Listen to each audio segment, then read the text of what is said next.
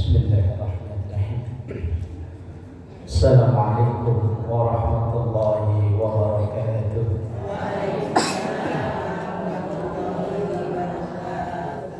A'udzu billahi minasyaitonir rajim. Bismillahirrahmanirrahim.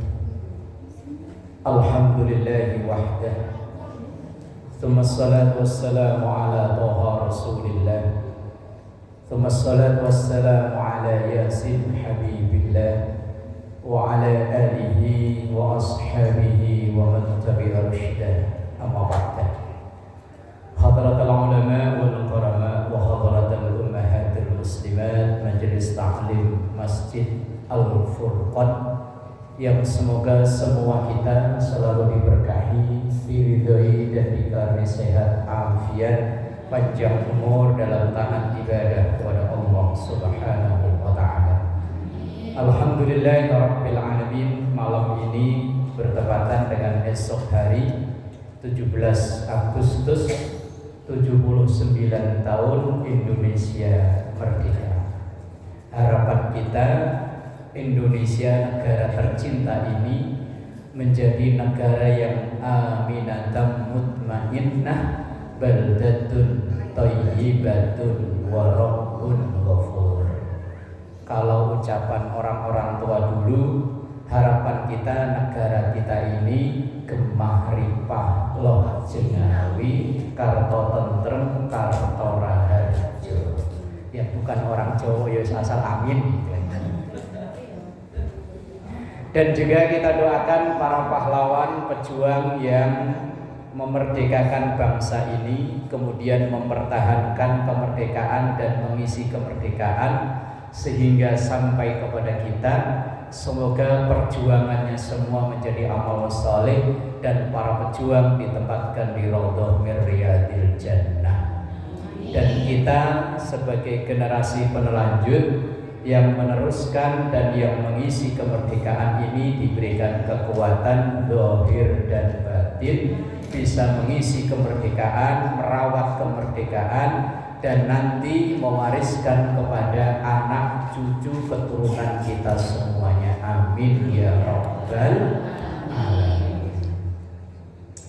Setiap kita warga negara, harapannya ya negaranya ini menjadi negara yang lebih baik. Terkadang kita itu ada yang kayaknya nggak bangga dengan negaranya, selalu dibanding-bandingkan kayaknya negara lain itu lebih maju, lebih baik. Itu ibarat orang, kalau orang Jawa bilang sawang sinawang, itu bahasa orang Kebantenan apa? Sawang sinawang itu saya melihat ibu enak, ibu melihat saya enak. Kayaknya enak itu nggak pernah di kita. Enak itu kayaknya selalu di orang lain. Makanya kalau kita ngobrol seringnya ibu sih enak, gitu ya. Anak-anak udah pada kerja, lah saya kayaknya itu enak selalu di orang lain, nggak di kita. Lah begitupun kadang kita selalu membanding-bandingkan, kalau negara sono mah enak, di Indonesia mah begini. Lah kenapa nggak pindah ke sono? Kok masih betah di sini? Yang terjadi atau yang ada di kita itulah yang terbaik menurut Allah untuk kita. Enak nggak enak itu tergantung pola pikir kita. Ya tadi, orang kalau dalam pikirannya pikiran miskin, pikiran susah, apa semuanya jadi nggak enak, jadi susah. Tapi kalau orang-orang pikiran longgar, pikiran los, enak. Semuanya enak. Makanya ada hadis Rasulullah begini, ajaban li amril mu'min. Sungguh menakjubkan kejadian atau hal yang dialami oleh orang mukmin. Catatannya orang mukmin. In kana lahu sarra, kalau memang dia lagi longgar, syakara, ia syukur. Wa in kana lahu dharra, kalau lagi susah, sabar. Lah dua-duanya ini kan enak, cuman enak diucap, susah dipraktekkan. Kita nasehatin orang untuk syukur itu gampang kalau untuk orang lain, untuk diri sendiri susah.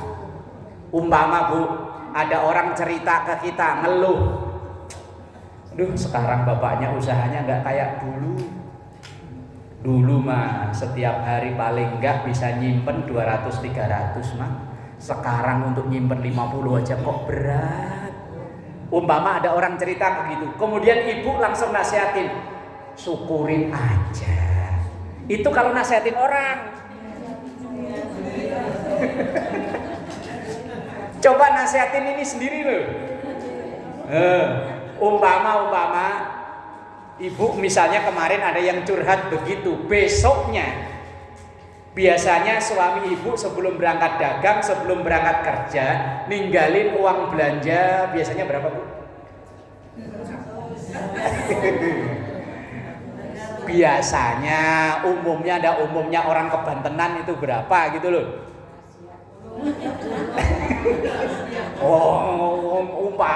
Umpama itu bisa bener bisa enggak. Umpama 100 lah umpama 100.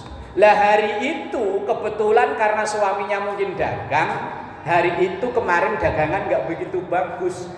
Suami mau berangkat, ibu ditinggalin uang 30.000. Biasanya 100, ditinggalin 30.000. Ibu ngomong apa?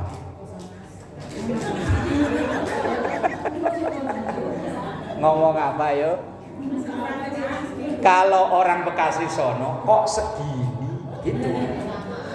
Emang Bapak nggak tahu apa semuanya naik, cabai naik, bawang naik, sayuran naik, beras naik, cuman susu yang turun. Bener Bu, susu turun asli. Saya tempo hari dititipin istri, Mas, ntar kalau pulang sekalian ya susu si Alvin habis, ntar beli. Biasanya saya beli itu 110, kemarin 106. Berarti kan turun ya? Nah ini turun. Apa mungkin tokonya beda ya nggak tahu. Sabar sama syukur itu nasihat bagus, tapi kadang mudah untuk orang lain, sulit untuk diri sendiri. Nasihatin sabar juga enaknya buat orang Bu. Ada orang cerita ke kita, bapaknya udah 2 hari nggak pulang, ditelepon nggak bisa, di WA centang 1, tahu mana ya? Ibu kan nasihatnya pasti sabar ya, sabar, ntar juga pulang. Wong burung aja biar terbang jauh kalau ada anaknya pulang. Itu kan kalau nasihatin orang. Coba nasihatin sendiri, ibu kena masalah sendiri. Wah, pengennya yo mencak-mencak. Ini saya pernah ngalami sendiri tahun 2008. Bulan April anak saya pertama meninggal. Itu ketika saya takziah ke orang, itu kan nasihatnya sabar, ini ketentuan Allah, ini yang terbaik menurut Allah. Ngomongnya saya ke orang-orang yang keluarganya meninggal. Giliran anak saya meninggal, pelongo. Jenazah masih di depan ini. Itu orang banyak datang, perasaan saya kayak sepi, kayak nggak ada orang. Ya tadi pelongo. Ada yang datang salaman ya salaman, cuma diajak omong kayak nggak nyambung, kayak HP nggak ada sinyal ini. Lalu ini ngalami sendiri saya Bu, tahun 2008. Sampai puncak kebengungan saya itu pas mau nyolatin ini. Itu ada orang saya tanya, Mas, sholat jenazah caranya gimana? Itu orang yang saya tanya bingung. Orang yang saya tanya itu bingung. Dia cerita itu pas malamnya udah tahlilan. Pas tahlilan dia cerita. Saya nggak inget. Ustaz, dulu manggilnya Mas.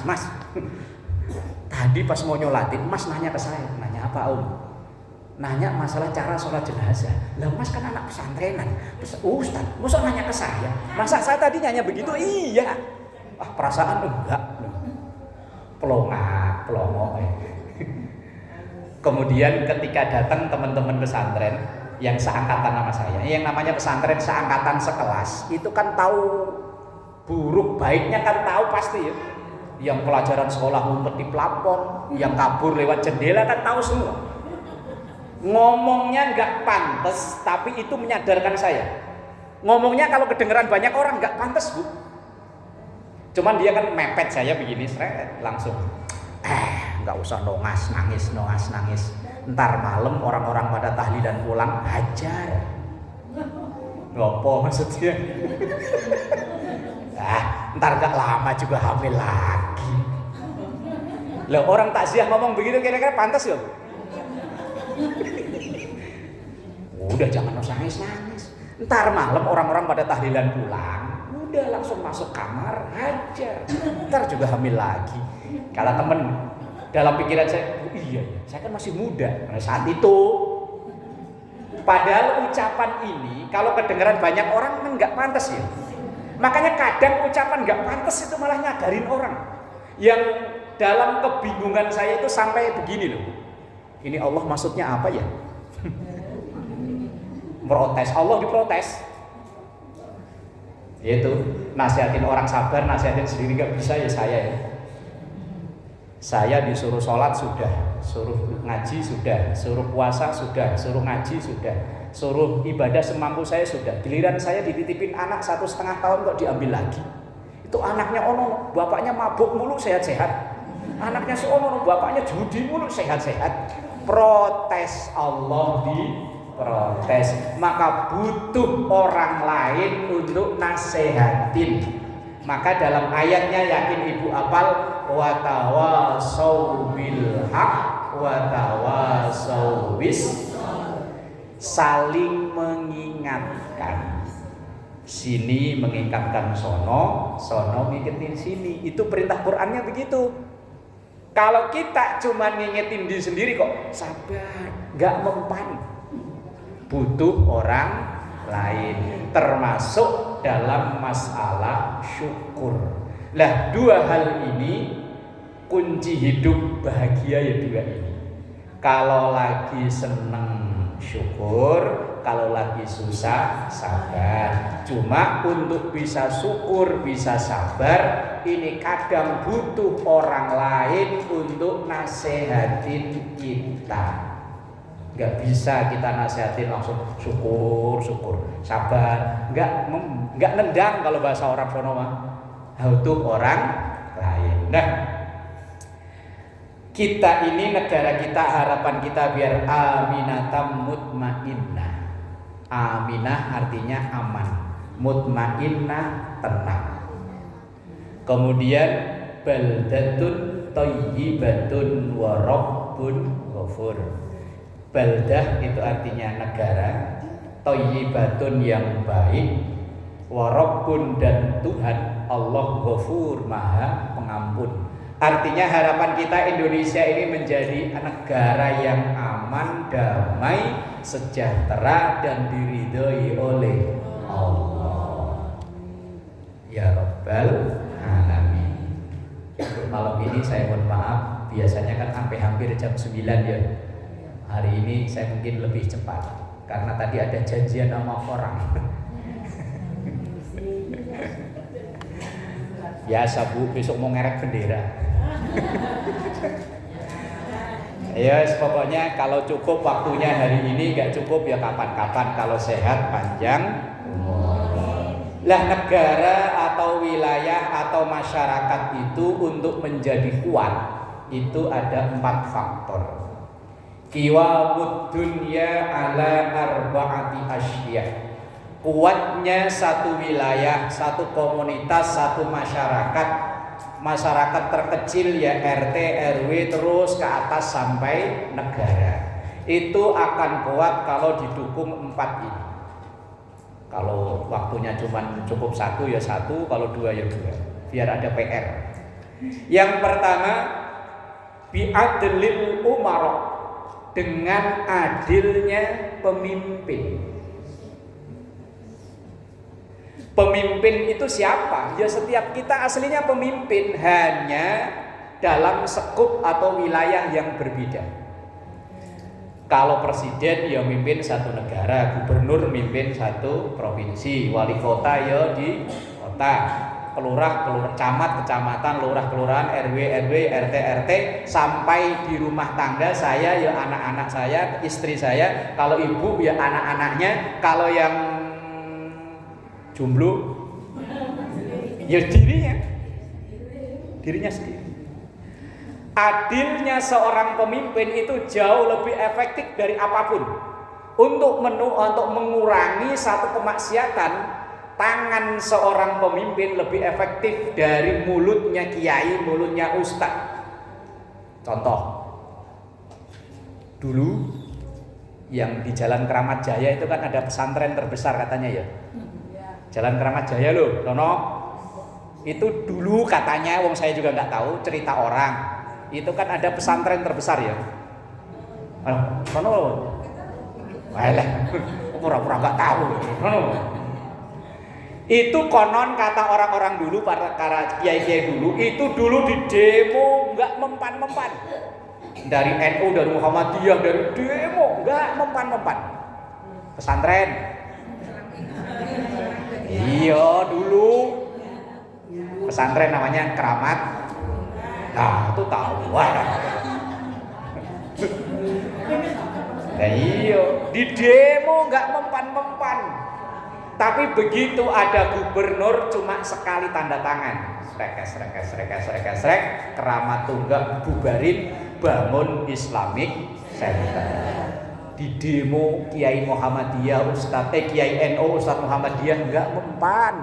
Tapi ada Sutioso kalau nggak salah ya gubernurnya, cuma tanda tangan, ngutus polisi, ngutus tentara, ngutus satpol PP, bubarin, bubar. Pesantren terbesar, pesantren putri konon katanya. Nah iya. Kemudian ada lagi yang di Surabaya. Ada orang Surabaya ini. Nah itu tahu tuh kan, Doli itu dulu katanya setelah bubarnya pesantren Keramat Tunggak, dia yang terbesar se-Asia Tenggara konon katanya. Di demo santri-santri Surabaya gak mempan. Begitu ada wali kota perempuan, siapa itu dulu? Risma Harini. Cuman tanda tangan, cerek, bubar. Habis itu depan Ancol. Nah, apa Bu namanya? Depan Ancol. Yang depan Ancol tuh. Pura-pura gak tahu ah. Yang gedungnya lantai 7 Alexis, katanya surganya orang Jakarta. Widih. Begitu Anies Baswedan jadi gubernur, naik langsung itu di demo FPI berpuluh-puluh kali nggak mempan. Anies jadi gubernur cukup sekali tanda tangan, sek, bubar, tutup. Pemimpin yang adil. Maka kita berusaha semaksimal mungkin, kalau kita bukan pemimpin, yang ngedoain semoga orang-orang yang diamanai jadi pemimpin menjadi pemimpin yang adil. Itu yang pertama. Yang kedua, bi'ilmil ulama. Kalau tadi dengan bi'adlil umara, dengan adilnya pemimpin. Yang kedua bi ilmil ulama, dengan ilmuwan. Ilmunya ilmuwan itu bukan berarti bukan hanya ustadz aja ya, profesor, doktor, dosen, guru, semuanya. Karena mereka lah yang, kalau guru adalah apa, pahlawan apa? Ya yang dulu ini lah. Ada lagu-lagunya itu dulu, lupa saya. Guru ini kan yang mewarnai banyak pemikiran orang, ini kan guru. Entah guru agama, guru apapun lah. Lah orang yang alim orang yang berilmu ketika menyampaikan ilmunya kok sak maunya sendiri, sak karepe dhewe, bahaya. Misalnya ditanya, Pak Ustadz, main slot boleh nggak? Haram. Tapi ntar saya bagi 10% deh Pak Ustadz. Saya cari dalilnya dulu. Lah begitu udah dikasih, wah bukan 10% Pak Ustadz, dah 50-50. Ini saya semalam tembus 20 juta. Ini yang 10 juta buat Pak Ustadz. Yang tadi teriaknya haram bisa berubah menjadi harum. Harum. Ilmunya udah nggak bisa dipercaya lagi. Kan guru itu kalau orang Jawa dulu digugulan ditiru. Ini malah wagulan saru. Wagulan saru Indonesianya apa ya? Enggak pantas lah. Pekerjaan yang sama Bu, kalau yang melakukan orang awam, bukan guru, bukan ustadz, bukan kiai, itu orang anggapnya biasa. Umpama ada tetangga hajatan, ada biduan, kemudian bidannya, ayo bang, narik bang, nyawer bang. Yang nyawer itu RT. Pantes ya teh ya? Pantes. Pak RW nyawer, pantes. Coba Pak Ustadz, ayo nyawer Pak Ustadz. Langsung Pak Ustadz yang pakai serban, serbannya diwer. Langsung, ayo naik. Ibu yang lihat, Ustadz kelakuannya kok wagulan saru. Berarti ilmunya udah nggak bisa diikutin. Iya. Padahal tadi kalau yang nyawer Kang Becak, tukang bangunan, RT, pantas yuk. Yuk biasa gitu. Tapi coba kalau yang nyawer itu orang-orang berilmu, entah dia guru, entah dia ustadz, entah dia kiai. Ya, guru aja nyawer. Makanya dulu ada peribahasa, guru kencing berdiri. Itu berarti ilmunya udah nggak bisa ditiru. Lah negara akan rusak kalau para pendidik udah nggak bisa jadi panutan. Karena para pendidik ini hidupnya disorot oleh murid-muridnya, oleh anak didiknya. Kalau ustadz ya sama muridnya, kalau kiai sama santrinya. Lah kalau kiai udah kelakuannya udah nggak beres, lah santrinya bagaimana? Ajur. Yang kedua, yang ketiga, wa bisakhawatil aghniyah, yaitu dengan dermawannya orang kaya. Satu masyarakat itu kegiatan akan berjalan dengan baik kalau orang kayanya dermawan, enggak pelit. Nih misalnya kegiatan Agustusan, RT-nya udah ngizinin sebagai umarok, ustadznya udah ngizinin sebagai ustadz, tapi yang kaya nggak mau nyumbang, opo yo kegiatan itu jadi jalan? Nggak jadi. Yang orang kayanya pentil, tahu pentil Bu? Nah, kalau pelit itu kelas biasa, kalau pentil itu luar biasa.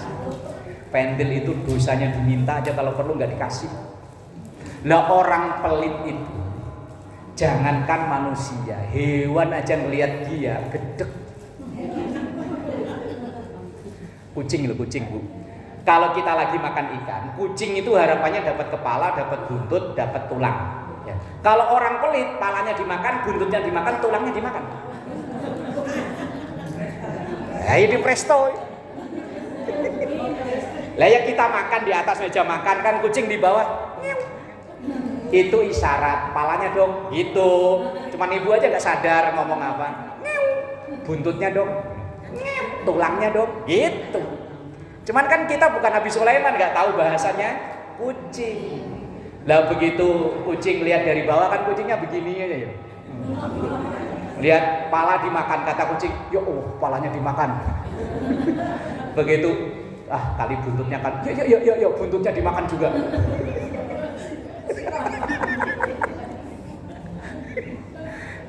Lah di presto ya, kan empuk semua.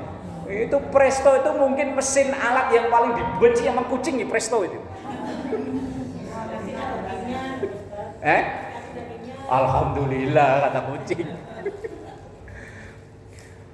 Orang kalau pelit, ya tadi jangankan orang, hewan aja. Orang nih, ibu nih, besok nih hari libur atau kapan lah misalnya, diajak jalan, Bu yuk ke Tanah Abang. Kalau yang ngajak orang dermawan, langsung mau ya? Ayolah.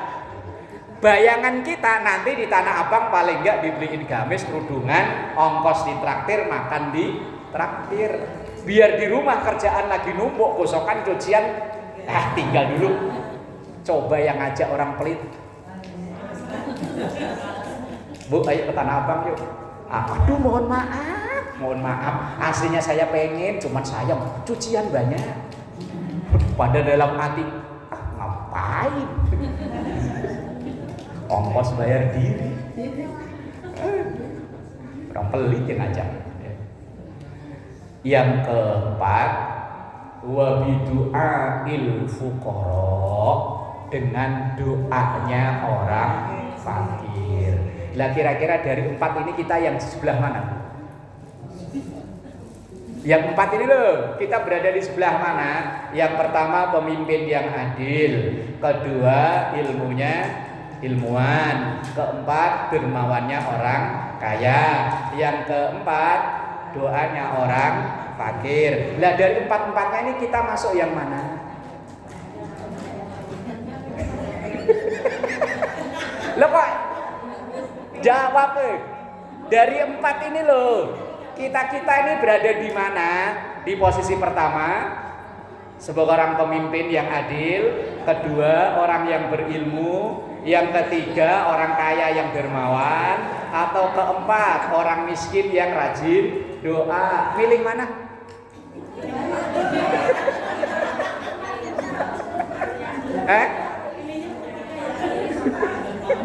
Mau bilang ketiga, wong nyatanya aku yang ngontrak. Aduh, mau bilang keempat, kayak ngarep-ngarep jadi orang kismin. Aduh, terus gimana ini? Maunya yang mana ini?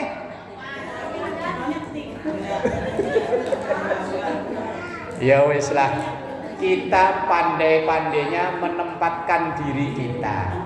Ya, kalau memang bukan pemimpin, ya doain pemimpinnya adil, mulai dari RT RW terus ke atas. Kalau memang kita bukan orang yang berilmu, ya doain orang-orang yang berilmu itu ilmunya manfaat. Kita bukan orang kaya, ya wis doain orang-orang kaya yang kanan kiri kita moga-moga enggak pelit. Lah, yang keempat berarti sisanya tinggal 4 ini. Orang kismin nih. Wong nyatanya dibilang kismin, bajunya ya bagus-bagus ya. Tiap hari ya ganti. Lah iya. Dibilang miskin, ya HP-nya bagus-bagus. Bajunya ya selemari. Palanya 1, kerudungannya 76. Lah kalau laki Bu, kalau peci, saya yakin 5 ke atas sudah kebanyakan. Saya ini peci cuman punya 2, yang hitam gini, terus yang biasa itu 2, 4, cuman punya 4. Ibu, seminimal saya yakin paling dikit kerudungan 25. Bisa dicek, bisa dihitung. Itu paling dikit loh ya. Wong saya pernah ngitung di rumah masalahnya. Di rumah itu ada lemari pintu 4, yang 3 ruangan itu kan gantungan panjang tuh. Isinya kudungan semua. Itu pun ketika anaknya buka lemari yang itu, langsung mau diapain tuh? Gituin. Itu pernah orangnya lagi nggak ada, saya hitung. 76 tadi loh. Ya Allah, palanya 1. Mau ngaku miskin model begini. Nah iya, HP-nya ya bagus-bagus, ya kan? Iya, ini ya kadang cincinnya ya deret. Entah emas kok bukan kan ya urusan lain.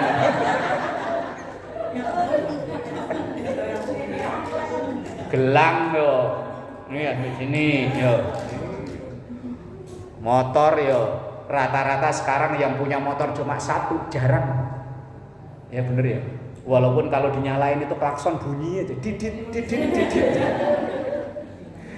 Ya Allah. Kalau memang kita pemimpin, ya berusaha adil. Kalau orang ilmu, ya bagaimana supaya jadi orang yang jadi contoh. Kalau memang kita orang kaya, walaupun belum kaya beneran, ya latihan jadi orang kaya. Latihan jadi orang kaya itu gimana? Lebih sukalah memberi daripada menerima. Karena orang kaya itu latihannya dengan latihan memberi. Lah kita itu lebih senangnya menerima. Asal ada orang dari mana bagi dong oleh-olehnya, latihan miskin gitu. Ada temen hari pulang kampung, mana nih oleh-olehnya, bagi dong, latihan miskin. Latihan jadi orang kaya. Paling enggak kalau kita naik motor, naik mobil keluar, ada Pak Oga yang prit bagi. Latihannya ya dari 2000 dulu ya. Kalau 2000 udah bisa naik 5000. Kalau udah bisa naik 10.000, latihan jadi orang. Mohon maaf, biasanya kita sampai jam 9 karena ada keperluan, mohon maaf. Insyaallah disambung pertemuan berikutnya.